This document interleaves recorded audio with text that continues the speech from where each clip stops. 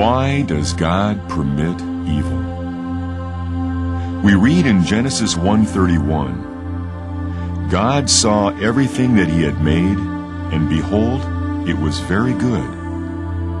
But everything is certainly not very good today.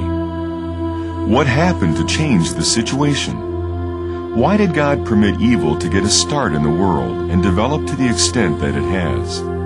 And why doesn't he put a stop to all this madness? Evil is a reality. God is love is a reality. How can we find harmony in these two statements? To believe in God, one must have faith that he is loving and wise, and providing all things for man's ultimate good. God, whose character is supreme love, would not have permitted 6,000 years of evil to reign over his creation without an ultimately useful purpose and grand outcome.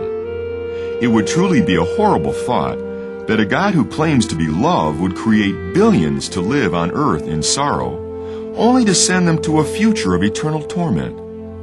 We know that God is just and good and hates evil of every kind. In Psalms 5:4 it states, "Thou art not a God that hath pleasure in wickedness, neither shall evil dwell with thee." To understand why God permits evil, we must first realize the difference between permitting and causing. God has permitted man to have a temporary experience with evil, so that all will come to know firsthand the contrast between living righteously or selfishly in disobedience. And by faith we trust that God would not permit this experience with evil to last forever. The cause of evil is sin. Not only personal sin, but inherited sin. The scriptures state, "Dying thou shalt die," was our inheritance from Father Adam. Fellowship with God having been cut off, man's distressed mind affected his physical health, and soon disease permeated the perfect organism. Man lost his dominion over himself and his dominion over nature. Yes, the calamities in nature are the result of disobedience as well. God said, "Cursed is the ground for thy sake," in Genesis 3:17. Man must endure an unfriendly earth as part of the penalty for disobedience. God purposely made the test upon Adam simple, plainly stating, "Of every tree of the garden thou mayest freely eat, but of the tree of the knowledge of good and evil thou shalt not eat of it. For in the day that thou eatest thereof, thou shalt surely die." Genesis 2:16 and 17. If it had been a difficult thing the Lord required of him, Adam might have been excused, because obedience would have been beyond his capabilities. No, Adam was simply forbidden to eat of the fruit of only one of the many trees of the garden. Here, Satan found an opportunity to carry out his prideful scheme. He had concluded that if he could convince Mother Eve that God was withholding something beautiful from her, he could slowly win the confidence of the first couple. Eventually, Satan thought the whole dominion of earth would be his. Little did he know that his lie, "Ye shall not surely die," would plunge the entire human race into a spiral of mental, moral, and physical disease, and finally death. Satan did gain the fruitage of his pride. Paul titles him the god of this world in 2 Corinthians 4:4. Yet Satan's rebellion has cost him not only the lives of all who have ever lived, but his own life. Embodied in the curse to Adam and Eve in Genesis 3:15 and Revelation 20:10 and 14, is the curse to Satan that one day the seed of the woman will cast a fatal blow to the serpent's head, and he will surely die. Beside intuition, observation, and information, the only other way to learn is by experience. Why did Eve believe Satan when God said plainly, "Thou shalt surely die"? Because of Eve's innocent inexperience, she was childlike and naive, and was easily deceived when the crafty adversary said to eat the forbidden fruit, for it would make her wise. Thus, without the benefit which we now have of experience, Eve believed the first lie, and Adam, in turn, knowingly disobeyed his Creator. The death penalty was enforced. Adam began to die, and all his descendants have been born dying ever since. As it states in Romans 5:12, "As by one man sin entered into the world, and death by sin, and so death passed upon all men, for that all have sinned." Soon, by benefit of experience, mankind will have learned to hate evil and to desire obedience and its resultant rewards. In Ecclesiastes 1:13 it states, "This sore travail hath God given to the sons of man to be exercised therewith." Experience has truly been the best teacher. God could have prevented sin from entering the world by programming man to be blindly obedient. But man would be no better than a robot, without true happiness. No, he was created in God's image with the ability to love and obey by choice.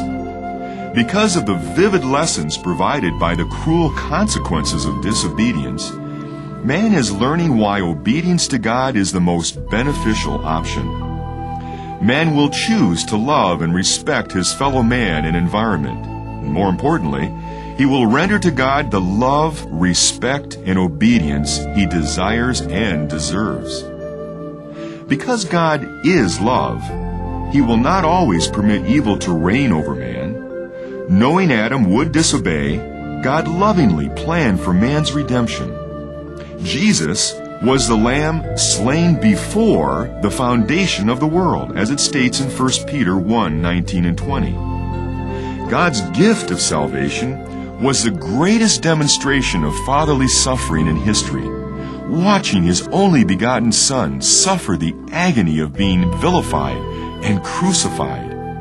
Is there any doubt what great love God has for the human race?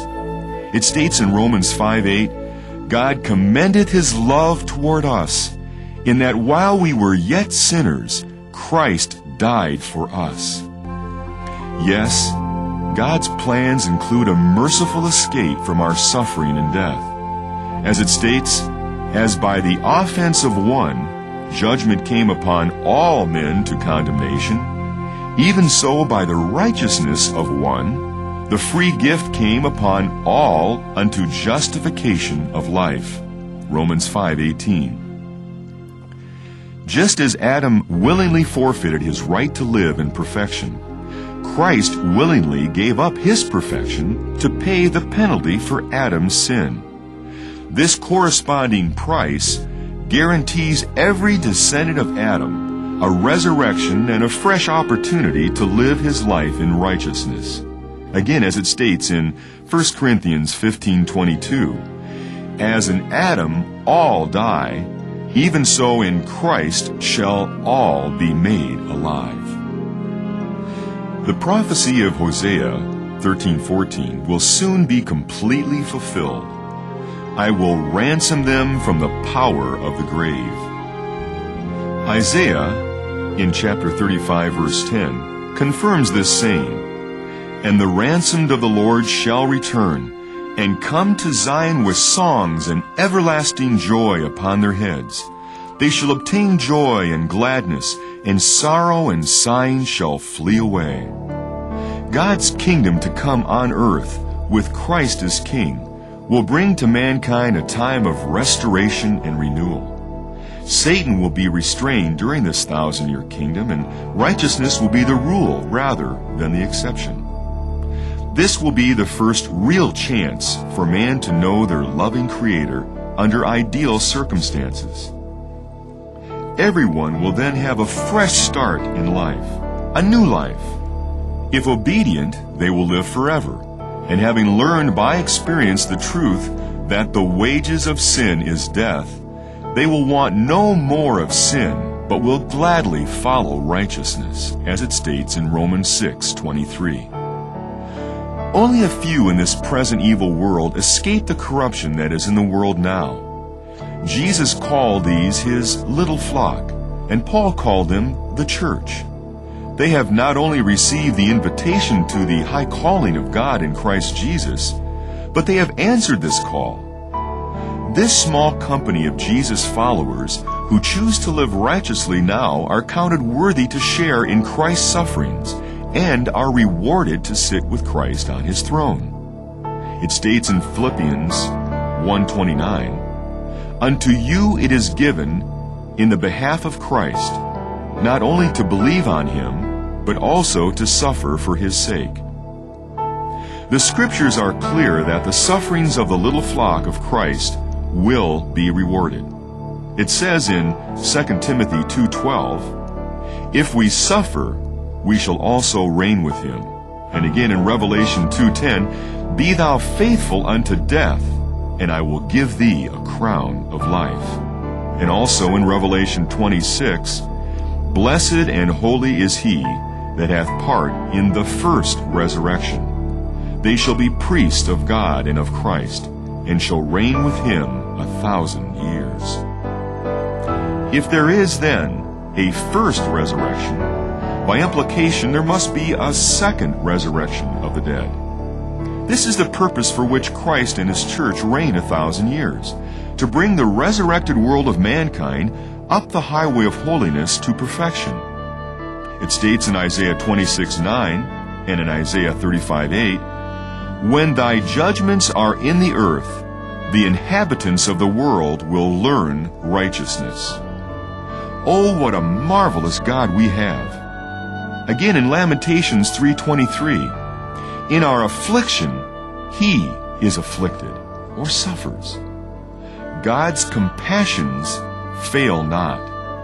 This is our assurance that his chastenings are rehabilitative, so that his beloved wayward children might be restored to the bosom of his favor.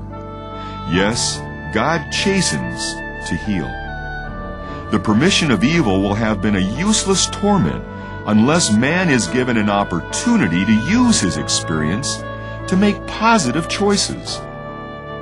To return to the days of one's youth is to begin again. All the troubles and tribulations of the past, instead of being worse than useless torments, will be valuable guides. Death is not the irrevocable end of human existence. It is the final experience of an everlasting lesson. If you would like to learn more about why God permits evil and God's wonderful plan for mankind, call toll-free 888-77-BIBLE. That's 888-77-BIBLE. May the Lord bless your desire to learn more of God's truly just and loving character.